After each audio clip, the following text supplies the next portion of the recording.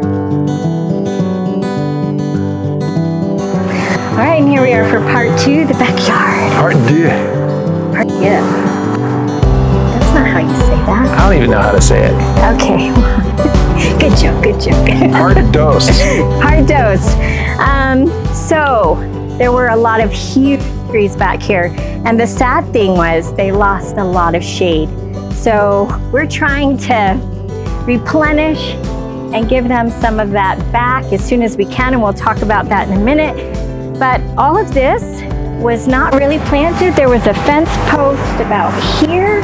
We're actually moving that forward so we could have some more planting as you come along the walk that welcomes you into the backyard. So let's come out this way. And as you can see, it's so hot today, but our plants are holding in there for the most part.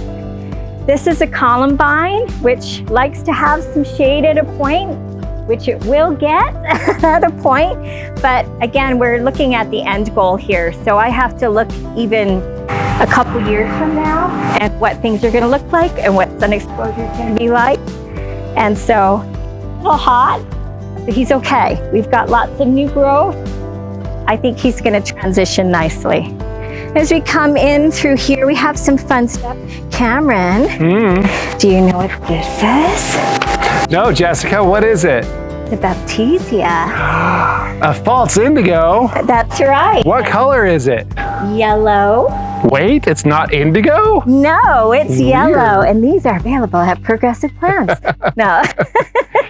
You know, these are gorgeous because they get so big and they're nice and robust. And even though we're in an area of Salt Lake where I wouldn't consider putting in things that are, you know, hardy for the purpose of needing to be hardy, I just want plants that perform in general, and I want things that are different. And so just like when we were at Cameron's other property, he was using some unique colors and things with perennials. We can also pull in some unique varieties, things that other people might not have because they just maybe don't even know they exist. You know, they have some beautiful ones of these up at Redbud.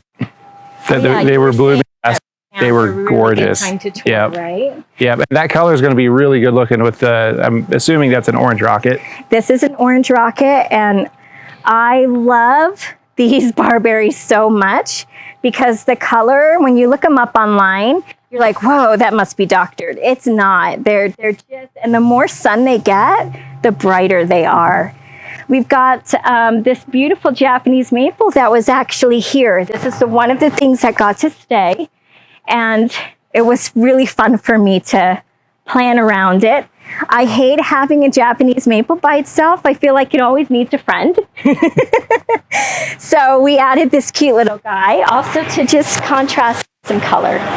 So it's just, they had a little bit of a different style. This particular homeowner, they wanted something that felt a little bit of rustic, but also had a lot of flowers, but was also unique. So everybody is different, and I get a lot of my inspiration from my clients that way.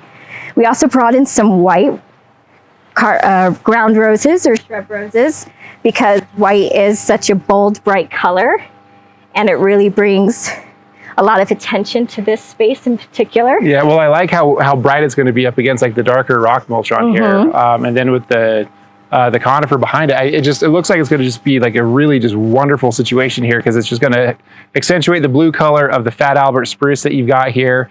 And I'm still eyeballing that miscanthus right there. Is that Cosmopolitan or is that the Cabaret? It's Cosmopolitan. Cosmopolitan, that's like my favorite. And isn't it so beautiful? Yeah. So this is how I incorporated a white in a different way. And then down here, we can't appreciate it just yet, but we have hydrangeas on the end. And at one point, this is all going to be going at the same time. Oh, that's going to be gorgeous. So I have to think about white, white, white, and pulling it through. And then we've got this beautiful redbud, weeping redbud. I believe it's a covey or a forest pansy. Or not forest, but Ruby Falls. It looks like it's going red, huh? Yep, it's Ruby Falls. So we had trouble just finding one. So I just said, just get me a weeping redbud, whatever it is, we'll make it work. But but it's actually really nice because it brings, again, that red tone through the bed. This middle area is a mess, but let's just walk through it really quick because the homeowners are having quite a large entertainment space put in. New cement patio, new deck. So we'll have to come back and see how that looks when that all is here. But over here, oh my gosh, Cameron, Frau Dagmar Hastrup. Frau Dagmar. This is a really fun, petite shrub rose that's going to flower all season. We have also a pink magnolia here because she really wanted some bright color in the spring for her view out the window, but obviously they won't be flowering at the same time at all. Is that Marilyn? Yes, this is Marilyn. That's pretty Marilyn. So we have this that will be blooming beautifully early spring, and then when it's done leafing out, these guys will take over, and obviously they're going to get a lot wider. The idea was to just have kind of a carpet of blossoms underneath this tree. And then we needed to work on trying to get some privacy again as soon as possible. So we have these beautiful Karl's Fuchs, or Fuchs, however you want to say it. Tomato. Which, you know, get Clematis. a good size, but we're hoping that we can just get them to take off really quickly. And as they do, if we have to move some plants later on to give them more room at the base, that's fine. We added some of these liatris, which is another favorite of mine. Oh, yeah. Liatris are just such a unique shape, and they're just starting to bud, but look that up online. They're beautiful spires of pink or purple, and they're gorgeous. You've got some more of the Johnson's blue geraniums. I know, I'm addicted, but they're just such a hardy performer and they take over. And for this homeowner, that's an attractive feature. And then to mirror the two sides together, we have blue spruces on both sides, dwarves, and then we've got the orange rocket barberries again. Do you see anything else here that's of interest to you? I like the tall garden phlox. That's what I like through here. And then the weeping white spruce, I think, are always attractive. Yeah. So we do have a little bit of a limitation in width. And obviously, I tell people all the time, I live in the land of dwarves because there's not a lot of full-size, older evergreen cultivars that are actually appropriate for a residential space, especially one like this. So we have to stay within the boundaries of what that's going to look like in 10, 15 years. So we have to stay with dwarves. Yep. These guys might be showing a little bit of heat stress. Cameron, do you want to maybe talk to people about the early signs of that? Yeah, what you'll do, you'll see like a little bit of browning, especially on the older interior needles, and usually like on the tops a little bit. It's really important that you keep a lot of water on weeping white spruce. The one thing, this is where it gets kind of hard, is the one thing that they don't like is sitting in water. So you have to make sure that you're adding enough water and then it's draining out appropriately as well. So sometimes your soil situation at your residence may not necessarily be ideal for this particular type of tree. So you may kind of have to evaluate your site before you actually can dump a whole bunch of water on it and hope that it drains away. But, you know, as you can see, we're pushing new growth on this thing because we've added more and more water because, I mean, it's 100 degrees out here today. It's hot. And that's really hard on new plantings. So, yeah, just, I mean, there's really not enough water, or there is no such thing as too much water with these things on new unless you're plantings. more west and the drainage is not as good, it gets a little tricky. Yeah, but here I tell people, don't be afraid to touch. Yeah. You won't upset the plant if you get down and dirty with it and get next to the root ball and feel what that soil is like. Because sometimes when it gets too hot, that tree's circulatory system just isn't working as well. And more water doesn't necessarily mean more relief for the plant. It could actually make things worse. Yeah, but if you're robbing the soil around the roots of oxygen, then the roots can't pull up any water to replenish in here.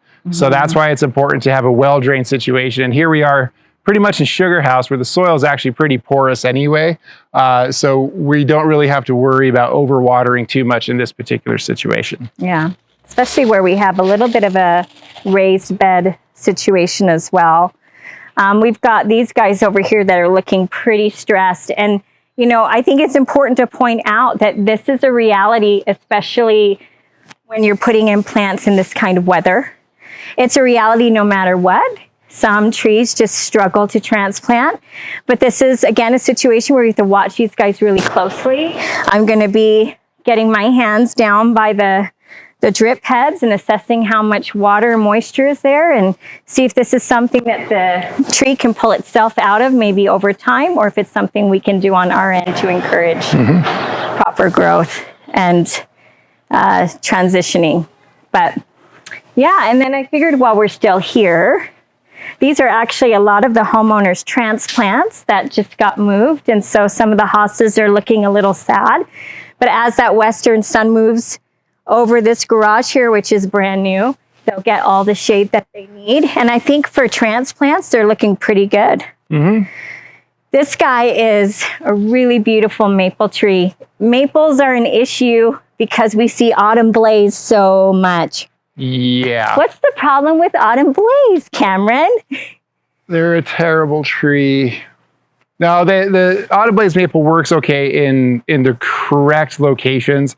The problem is that it got like a lot of national marketing as being like a fast growing tree that has brilliant fall color and is not very messy and works great. The problem is that in Utah, our soil pH is so high that it has a hard time actually pulling the iron out of the soil. So you have to supplement it with like iron supplements in the spring and fall. But the problem is as the tree gets bigger and bigger and bigger, it becomes a task of diminishing returns. And eventually the tree just goes chlorotic, gets stressed, and then gets killed off by whatever number of pathogens that maple trees can get. So we've started to recommend more of the Sunset Series maples. Now this is where it gets more confusing. Because there's already a Sunset Series of maples that don't grow in Utah. So what you're looking for is the Latin name. What you want to get is an Acer truncatum platanoides cross. They're going to look more like a traditional maple leaf, like a Norway maple that we kind of all know and love, and less of the pointy, lacy, fingery type stuff of like what a silver maple does. So these are the ones that you want to use because they actually tolerate our soils quite well. They have a brilliant fall color in years that we don't freeze super early. Well, this is one of the ones that actually gets really red. Yeah, this is the only red one. Normally I tell people if it turns red, stay away from it as far as maples go, but this one is the exception. Because so many people say, but I want that maple that turns red. Well, then you can get an urban sunset. Urban sunset's a little bit more oval in its shape than it is round, but it still has a really good girth about it. And the leaves to me are a bit sharper and more pronounced. It kind of reminds me of a Japanese maple that way. And the bark is still pretty light. Some people love that lighter bark that they see with the autumn blaze and stuff. So great option. This tree is also faster growing than some of the other maple varieties. So hopefully we'll get a ton of shade out of this guy super fast for the homeowners. They've done really well in a lot of locations. One tip that I would probably give with this particular tree is that if you're going to plant a smaller one, like something that has less than a 2-inch caliper, you may want to wrap the bark or the trunk here in burlap over the winters, just because we've noticed over the years, smaller caliper trees sometimes will suffer from sun scald or winter scorch or whatever that you want to call it. Or they'll split right up the middle. Split right up the middle because maple trees actually have a very shallow bark system, and sometimes with the cambium layer, if it freezes after it heats up in the winter, it'll explode and then kind of cause damage, and then you'll get splitting in the bark, but it usually doesn't show up for about a year or two. So if you can wrap it and try to prevent it from going through that heat thaw or that freeze thaw cycle, you'll have much better luck with these things, or just buy really big ones that already have a thicker trunk, and then you'll be fine. I've noticed also they're more prone, like if they're west facing and they're up against a fence. Exactly. And we get a hard freeze and then the sun comes out. It's just such a fast temperature change. They just split right up the middle. Yep. So, but yeah, this yard As maybe we're able to pan around on our way out, I can see the potential already, obviously. I can't wait for this area to get done through here. Yeah, this is gonna be, there's gonna be a really cool path coming through. There's gonna be very little lawn, which I know for this type of season with drought and everything is gonna be an extra bonus. But hey, who doesn't love flowers over lawn? Who doesn't love trees and everything else over lawn? So yeah, we'll have to come back maybe in the fall whenever, and we'll show you the rest of the hardscape, because that's just as important in the design as the plants are. We lay everything out around to frame the outdoor space. Is that blue kazoo? Oh yes, that's blue kazoo. I have 2 of those right there. Yeah. Oh, there's the other one. There's the other one? Yep. Sweet. There's going to be a little path coming through here just for storage. And so this is a fun little Spiraea. I like it. yeah, the blue kazoo Spiraea, also available at Progressive Plants. I think we're like the only one that carry. Yeah, Spiraea I don't like as much. I have a love-hate relationship with them. Yeah, you kind of have to treat them like a perennial almost, but blue kazoo is an exception. There's just so many fun characteristics about this this little guy, and he's kind of like not the norm as far as the Spiraea goes. He's really kind of neat. He's really different. So, okay, so that's it. Thank you.